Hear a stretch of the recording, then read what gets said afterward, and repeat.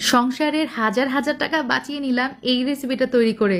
ফেলে দেওয়া জিনিস থেকে বাচ্চাদের সবচেয়ে পছন্দের রেসিপিটা তৈরি করে দেখাবো, তাও আবার কোনো রকম টাকা খরচ করার ভেজাল ছাড়া। তো সময় থাকতে থাকতে আপনারাও কিন্তু এই রেসিপিটা শিখে রাখতে পারেন, ইনশাল্লাহ সংসারের উন্নতিতে কাজে আসবে। আর সব সময়ের মতো সহজ করে আজকের রেসিপিটা শেয়ার করব, কারণ আপনারা তো সবাই জানেন। এক্স্যাক্টলি।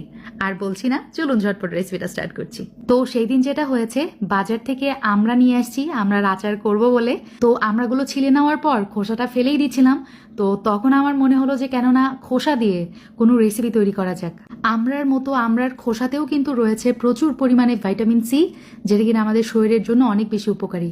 বাচ্চারাও এই রেসিপিটা খাওয়ার পর অনেক বেশি খুশি হবে, I can guarantee you on that. সুন্দরভাবে আমড়ার খোসা কতবার পানি দিয়ে আমি ধুয়ে নিয়েছি, তারপরে এই যে প্যানের মধ্যে নিয়ে নিলাম।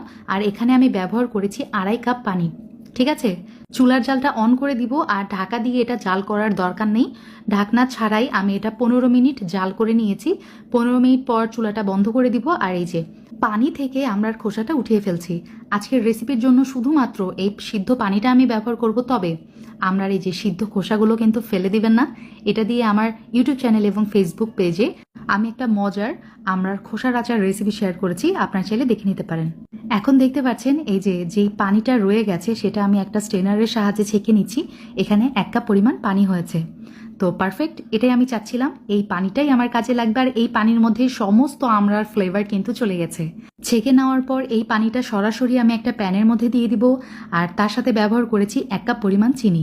যতটুকু আপনার পানি হবে ততটুকু চিনি ব্যবহার করতে হবে। সাথে দিয়ে দিলাম হচ্ছে গ্রিন কালার, যাতে করে আমার এই জেলিটা দেখতে সুন্দর লাগে, ভাইব্রেন্ট কালার আসে এই জন্য। তবে কালারটা ইউজ করা একবারে অপশনাল। এখন খুব ভালো মতো আমি এটা জাল করে নিব। ঠিক আছে, চুলার জালটা লো টু মিডিয়ামে রেখে এভাবেই আমি জাল করতে থাকবো। তো যখন দেখবেন এই মিশ্রণটা সামান্য ঘন হয়ে আসছে, তখন এই যে দেখেন পানিতে আমি চেক করছি। রুম টেম্পারেচারের পানিতে কয়েক ড্রপস আমি দিয়েছি। তো পানির সাথে কিন্তু এই মিশ্রণটা মিশে গেছে। তার মানে আমার এই জেলোর মিশ্রণ এখনও কিন্তু তৈরি হয়নি। আবারও প্রায় 5-7 মিনিট মতো জাল করে আমি আবারও চেক করছি। এবার দেখেন, জাস্ট পানিতে দিয়েছি, সাথে সাথে কিন্তু এটা জমে গেছে। তার মানে আমার এই মিশ্রণটা একদম রেডি। আমি আমার হাতে নিয়েও চেক করছিলাম, এটার কনসিস্টেন্সিটা একদম পারফেক্ট আছে। গরম থাকা অবস্থাতেই আমি একটা গ্লাসে ট্রান্সফার করে নিয়েছি। আপনারা যে কোনো বয়ামে বা কাচের বয়ামে এটা ঢেলে রাখতে পারেন। আমি সারা রাতের জন্য এটা ফ্রিজে রেখেছিলাম। আলহামদুলিল্লাহ সুন্দরভাবে জমে গেছে। এখন আপনাদেরকে কেটে দেখাচ্ছি। উইদাউট কেমিক্যাল, উইদাউট প্রিজারভেটিভ, দেখেন কত সুন্দর বাসাতে আমি জেলি বানিয়ে নিয়েছি। আপনারাও চাইলে এভাবে হেলদি জেলি বাসাতেই বানিয়ে নিতে পারেন। আর এটা বানানো থাকলে আপনারা তো জানেন সকালবেলা নাস্তাতে কত ইজি হয় বাচ্চাদেরকে ঝটপট নাস্তা